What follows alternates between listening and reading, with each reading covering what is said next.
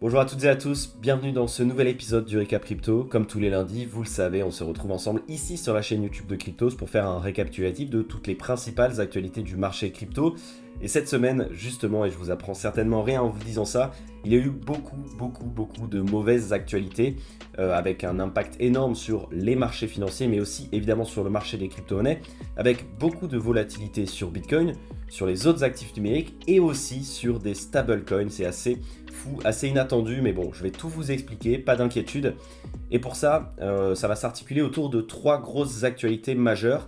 D'abord, on a Silvergate Bank, qui est une banque américaine qui a connu une semaine très compliquée et c'est ça qui a déclenché, on va dire, la volatilité sur les marchés financiers et sur le marché des cryptos.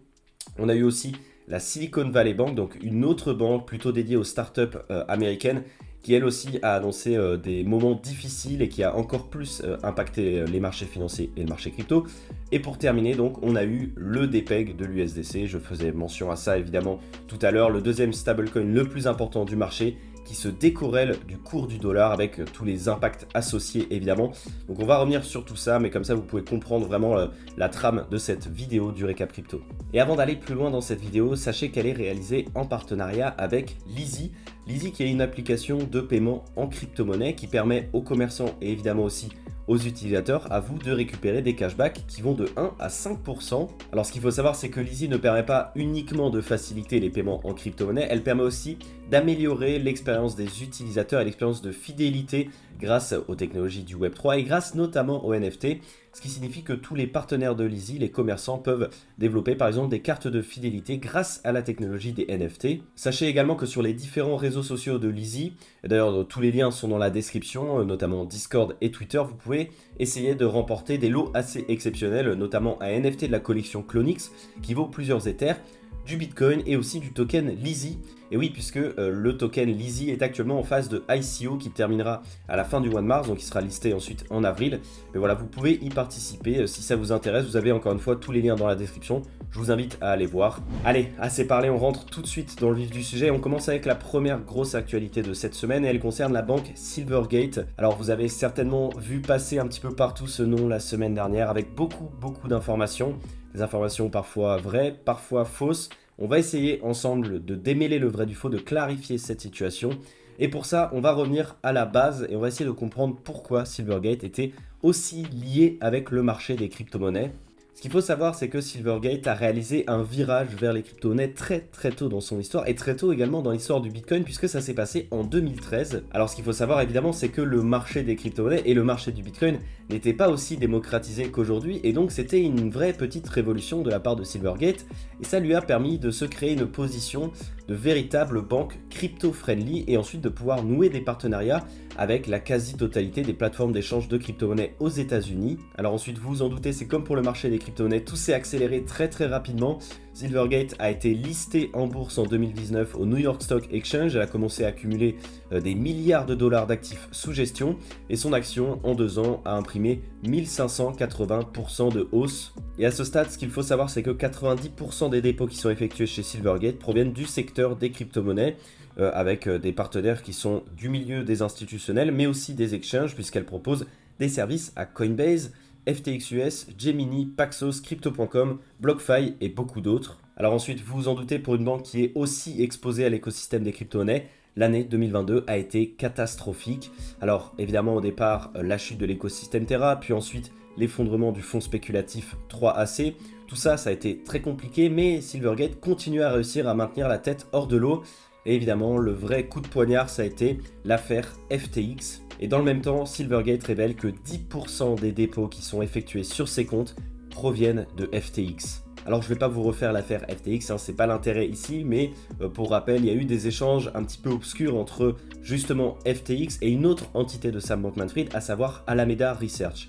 Sauf que qui est-ce qui était censé gérer ces transferts ? Eh bien c'était Silvergate, justement. Et sauf que le 6 décembre 2022, des sénateurs américains commencent à enquêter et ils accusent la banque de manquements graves concernant notamment la surveillance et le signalement de ces activités suspectes qui avaient été observées donc entre FTX et Alameda Research. Et sauf que dans le même temps, Silvergate révèle que les dépôts de FTX représentaient 10% de la totalité des actifs sous gestion de la banque. Alors à ce stade-là, on s'en doute tous, l'année 2023 s'annonce très compliquée pour Silvergate. Et en tout début du mois de janvier, le coup près tombe, Silvergate rapporte une perte de 1 milliard de dollars sur le seul quatrième trimestre de l'année 2022. Alors pourquoi est-ce que ça s'est emballé comme ça? Eh bien tout simplement parce que tous les clients de Silvergate ont voulu retirer leurs fonds de la banque, ils ont eu peur de l'effet boule de neige et ils ont eux-mêmes justement engendré cet effet boule de neige qui a tiré évidemment le cours de l'action de Silvergate en bourse vers le bas, énormément vers le bas d'ailleurs. Et oui, parce que le problème c'est que les clients de Silvergate, ce sont des plateformes d'échange de crypto-monnaies. Sauf que si la banque se retrouve dans une situation d'insolvabilité, donc dans l'incapacité de payer ses dettes, elle ne peut pas rembourser l'argent qu'elle doit aux plateformes d'échange de crypto-monnaies qui elles-mêmes ne peuvent pas rembourser l'argent qu'elles doivent à leurs clients, c'est-à-dire aux utilisateurs. Évidemment, la suite n'a pas tardé à arriver puisque en fin de semaine dernière, Silvergate a annoncé son intention de se placer en liquidation. Évidemment, le cours de l'action de la banque en bourse a dégringolé de près de 60% suite à cette annonce et ça a impacté également le marché des crypto-monnaies avec un Bitcoin qui reculait à cet instant de 3% en l'espace de quelques heures à peine. Et vous l'aurez compris, vous n'êtes pas au bout de vos surprises et vous n'êtes qu'au début de cette semaine assez folle pour le marché des crypto-monnaies puisque Silvergate n'était pas la seule banque à faire faillite, non. Il y a eu une autre banque qui a fait faillite la semaine dernière et une autre banque qui était énormément reliée à l'écosystème des crypto-monnaies. Et cette banque, c'est nul autre que la Silicon Valley Bank, la SVB. Alors on va pas s'éterniser sur l'histoire de la SVB, donc de la Silicon Valley Bank, puisqu'elle n'est pas tant reliée que ça à celle de l'histoire des crypto-monnaies. Mais ce qu'il faut savoir, c'est que c'est la 15e plus grosse banque des États-Unis et elle travaille principalement avec des startups, donc de la Silicon Valley et d'autres entreprises assez importantes, et certaines évidemment dans l'écosystème des cryptos. Sauf que le début de cette histoire se passe le 9 mars dernier lorsque SVB décide de liquider en catastrophe un portefeuille obligataire de 21 milliards de dollars. Évidemment, vous vous en doutez, lorsqu'on liquide des positions comme ça, les titres vendus derrière perdent en valeur et donc ça entraîne une perte de 1,8 milliard de dollars pour la banque. Sauf que cette perte, elle est plus importante que tous les revenus de la banque sur l'année 2021. Dans la foulée, SVB décide de vendre des actions qu'elle détient pour essayer de se sauver, 2,25 milliards de dollars d'actions. Sauf que ce qui va se passer, c'est que ça va faire paniquer les investisseurs, paniquer les partenaires, et l'action qui est cotée au Nasdaq, l'action de la banque, va chuter en un temps record. Pour la petite histoire, le directeur général de la SVB, toujours le 9 mars dernier, a réalisé une conférence téléphonique et a réuni tous ses clients en leur demandant de ne pas paniquer, de ne surtout pas retirer leurs fonds. Sauf que, évidemment, ça a eu l'effet inverse. Ces clients travaillaient avec des VC, des fonds d'investissement qui leur ont conseillé de surtout retirer leurs fonds pour ne pas s'exposer à une chute plus importante de la banque, et ça a créé ce qu'on appelle un bank run. Alors évidemment, il y a eu un effet de contagion assez massif sur les marchés financiers traditionnels avec les trois principales banques des États-Unis, Bank of America, JP Morgan, Wells Fargo qui ont perdu 5, 6, 7% en l'espace de 24 heures seulement, et ça s'est même propagé jusqu'en France avec le Crédit Agricole, la Société Générale qui ont imprimé aussi des chutes assez massives.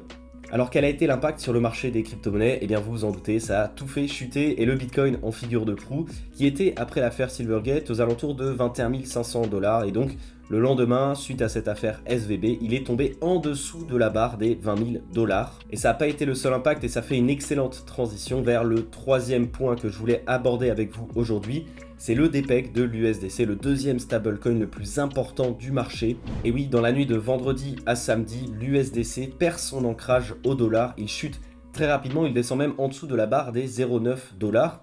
Alors évidemment, ça n'est pas sans rappeler l'affaire du stablecoin algorithmique, l'UST, qui est encore dans toutes les têtes de tous les investisseurs qui commencent évidemment à paniquer comment le deuxième stablecoin le plus important du marché, l'USDC, qui est backé par Circle et qui est considéré par beaucoup comme étant le stablecoin le plus stable et le plus sécure, réussit à perdre son ancrage et à perdre autant de valeur en l'espace de quelques heures à peine. Et la raison, elle est très simple, c'est que Circle a annoncé que 25% des réserves qui sont censées collatéraliser l'USDC sont détenues chez différents acteurs bancaires et notamment 3,3 milliards qui sont détenus chez SVB. Sauf que si SVB, donc la Silicon Valley Bank, venait à faire faillite, eh bien ces fonds seraient bloqués, seraient donc inaccessibles et l'USDC ne serait plus backé à 100%. Évidemment, dans la foulée, énormément de spéculation. Est-ce que l'USDC va tomber à zéro? Est-ce qu'il va remonter à 1 dollar?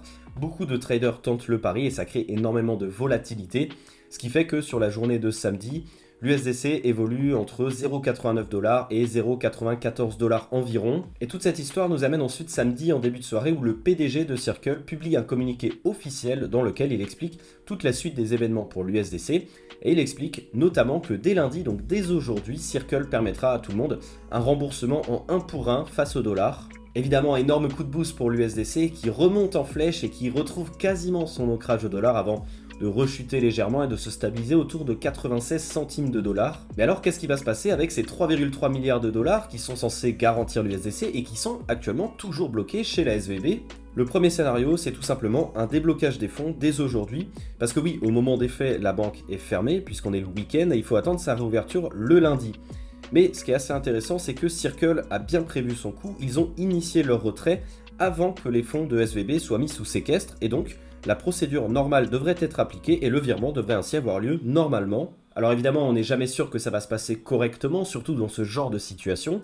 Et donc, dans le cas où les retraits seraient bloqués, il faudrait attendre que toutes les démarches administratives soient réalisées. Ça peut prendre un peu de temps, mais ça arrivera un jour. Et évidemment, la troisième situation, c'est la plus extrême, c'est la plus catastrophique. C'est dans le cas où les fonds sont vraiment définitivement perdus. Et dans ce cas-là, le PDG de Circle a expliqué que l'entreprise était prête à couvrir elle-même les pertes, quitte à même devoir lever des fonds. À l'heure où je vous parle, à l'heure où je tourne cette vidéo, l'USDC a quasiment récupéré son ancrage par rapport au dollar, il évolue environ autour de 0,99$. Et tout ça, et il faut le remarquer quand même, c'est dû à une très bonne gestion de crise de la part de Circle, qui a réussi à maintenir la confiance de ses utilisateurs dans un contexte qui était quand même très compliqué. Alors évidemment, je vais m'arrêter ici en termes d'actualité parce que sinon la vidéo durerait beaucoup trop longtemps. Mais je vous invite quand même à aller sur le site internet de Cryptos. Il y a eu énormément d'actualités importantes cette semaine avant toutes ces affaires, donc je vous invite à les consulter. Et je vous invite aussi à aller sur le site internet pour découvrir un des articles qu'on a publié hier qui vous donne des informations sur tous les autres acteurs de l'écosystème, autres que Circle, qui sont concernés par cette potentielle faillite de la Silicon Valley Bank. C'est très important, donc je vous invite à le consulter véritablement. Et puis au moment où je vous parle, il y a un article qui a été publié sur Cryptos, donc je me permets de vous en faire la présentation. Ça parle de la Réserve fédérale, la Fed, qui a annoncé son intention d'intervenir dans la crise qui secoue le secteur bancaire des États-Unis, suite notamment à l'effondrement de Silvergate et évidemment de la Silicon Valley Bank, tout ça dont je vous ai parlé dans cette vidéo. Et ils nous ont annoncé que les dépôts des clients seront couverts et que des prêts de plusieurs milliards de dollars seront accordés. C'est donc, vous l'avez compris, le retour de la planche à billets. Alors évidemment, on en reparlera tout au long de la semaine, que ce soit sur le site internet de Cryptos ou sur la chaîne YouTube, avec notamment Vincent Gann demain, qui certainement vous en parlera, puisque ça aura un véritable impact sur le marché des cryptos et sur les marchés financiers de manière générale. Et puis moi, je vous retrouve la semaine prochaine pour un peu plus de clarté à nouveau sur les actualités crypto dans un prochain épisode du Récap Crypto. Mais avant de vous lâcher, cette fois-ci c'est la bonne, je vous l'assure, je voulais vous reparler à nouveau de notre partenaire du jour, à savoir Lizzy, cette application de paiement en crypto-monnaie qui vous offre énormément d'avantages. Vous pouvez choisir quelle crypto-monnaie vous utilisez pour payer directement en magasin, vous accumulez des points de fidélité avec le commerçant, et surtout, vous pouvez récupérer du cashback qui va de 1 à 5%, c'est-à-dire qu'on vous rétribue une partie de ce que vous avez dépensé. Vous dépensez 100$ dans un magasin, vous récupérez 1 à 5$, et ça c'est quand même très intéressant. Et puis aussi, je vous rappelle que nous sommes dans une phase de lancement du token Lizzy, de la plateforme Lizzy, un token qui aura un rôle très important à jouer, un rôle assez central dans l'écosystème de cette application de paiement, notamment parce qu'il y aura un mécanisme de burn qui sera introduit en fonction de l'utilisation du système de paiement de Lizzy. Il servira aussi par exemple à récompenser en cashback les utilisateurs. Bref, si ça vous intéresse, l'ICO est ouverte jusqu'à fin mars. Donc vous avez tous les liens dans la description si vous voulez consulter la documentation sur le token, si vous voulez vous renseigner sur l'ICO ou y participer, tout ça, c'est dans la description. Bref, voilà, cette vidéo est vraiment terminée cette fois-ci. J'espère qu'elle vous aura plu. J'espère aussi et surtout que j'aurai réussi à vous expliquer tout ce qui s'est passé de manière claire et concise. C'est pas forcément facile tant il y a eu de choses cette semaine. Donc voilà, si c'est le cas, n'hésitez pas à me le dire dans les commentaires, ça me ferait toujours plaisir. Je vous souhaite évidemment de passer une excellente semaine aux côtés demain de Vincent Gann qui vous fera une vraie analyse technique de tout ce qui s'est passé sur le marché. Et puis moi, je vous retrouve évidemment comme d'habitude lundi prochain et je vous souhaite une très bonne semaine.